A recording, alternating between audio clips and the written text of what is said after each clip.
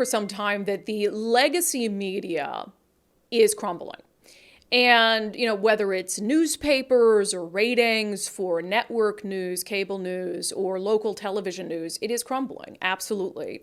And I think it would be wise for legacy media to sit and ponder why.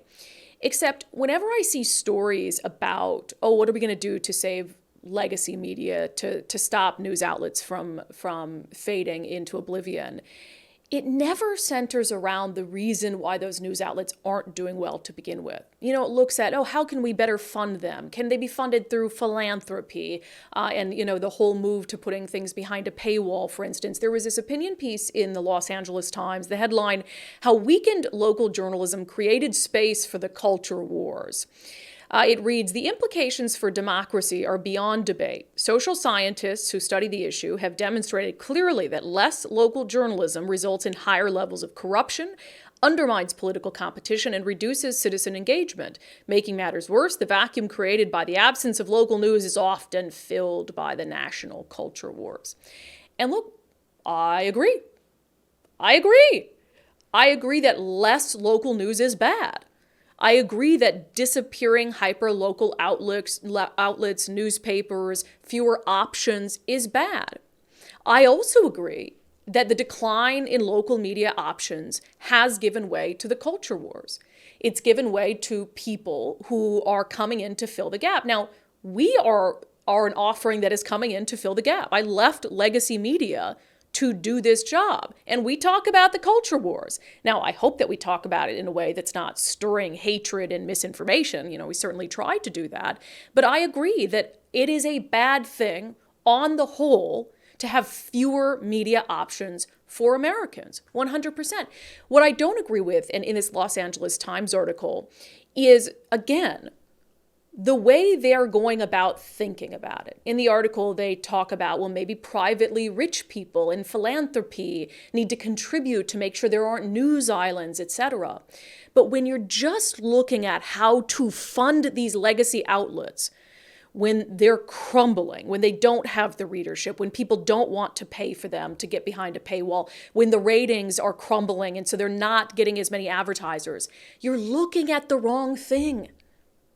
You're not looking at why those outlets are failing. And so if you just find a new way to fund them, you can do that. But that doesn't mean it's going to increase readership. It doesn't mean it's going to increase viewership.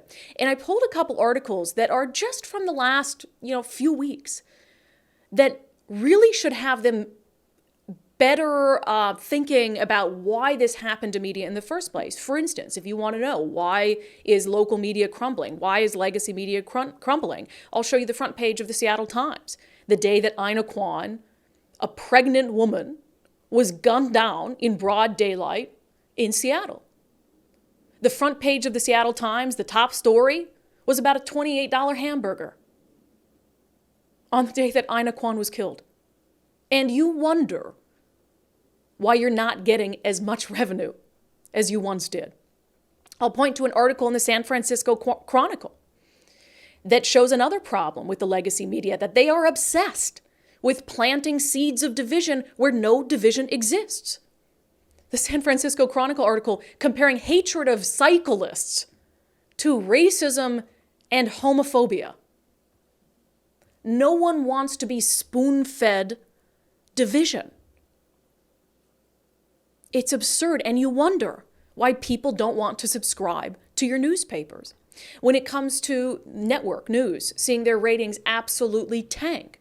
Maybe it's why in the case of outlets like CNN, when it comes to your rabid hatred of Donald Trump, that you will platform anyone who has something negative to say about Donald Trump, even if everyone watching can tell that their motivations aren't sincere. People like Bill Barr, who worked for Donald Trump, who had nice things to say about Donald Trump as he was working for him, but now that he's not working for him and can get paid by CNN, he's willing to say whatever CNN wants him to say. He will always put his own interests and gratifying his own ego ahead of everything else, including the country's interests. There's no question about it. And again, maybe Bill Barr believes that now, But Bill Barr never said anything like that when he was in a position to actually make a difference in the Trump administration. But motivations, flip-flopping, it doesn't matter to CNN. As long as they can platform someone who will tell them what they want to hear about Donald Trump. And CNN wonders why its ratings are in the toilet. Local television news is no different.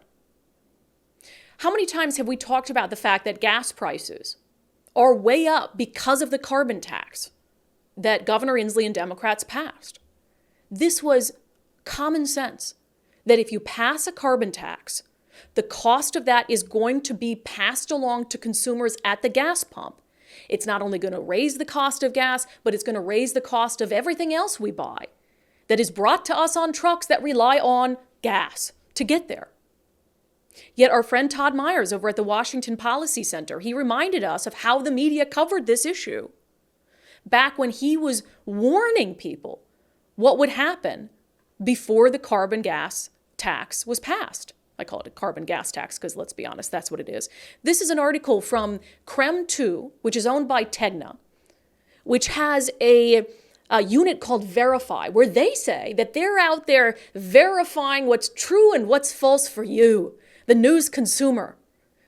This is their headline in 2022. No, Washington is not adding an additional 46-cent gas tax in 2023. But what actually happened in 2023? Gas prices have gone up about that much, just as Democrats were warned. So maybe the reason why local news media is failing in this case is because you take what the majority party tells you and you run with it, even in instances where you're claiming to verify what's true and what's false. So it's unbelievable to me that the legacy media, the corporate media, it seems perplexed, baffled even, as to why revenues aren't the same, subscriptions aren't the same, ratings aren't the same. And you want to find a way around that by asking for private donations, private funding, new funding models, without actually taking time to acknowledge the reason your industry is crumbling in the first place. So go ahead, find a new way to fund it. But you will not find more readers, and you will not find more viewers.